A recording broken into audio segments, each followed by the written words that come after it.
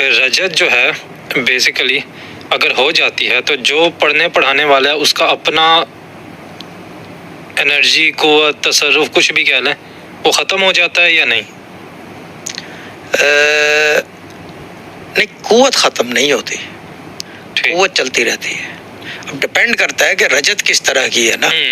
अब डिपेंड ये भी है ना कि रजत किस तरह की है, भारी है, हल्की है, या ऊपर ही है, या कुछ अरसे की रजत है, या सजा में आ गया है, साल के या 10 दिन के, बहुत सारी चीजें को डिपेंडेंट है ना उसकी। ठीक। पावर कम नहीं होती, पावर में फर्क नहीं पड़ता अगर है तो पावर, लेकिन अगर ट्रू पावर है तो फिर रजत नहीं होती, क्योंकि ट्रू पावर के साथ गाइडेंस आती है जी। ये भी तो मसला है ना। हाँ, ये अलग चीज है कि कोई उसी पढ़ाई में रजत हो गई हो तो एक डिफरेंट स्टोरी है।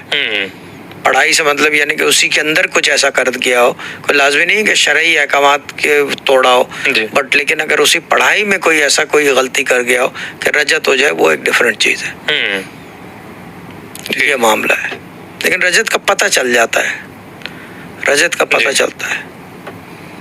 रजत का मतलब उसके सिम्टम्स जो हैं वो क्लियर होते हैं, सिम्टम क्लियर होते हैं रजत के। ठीक। अच्छा,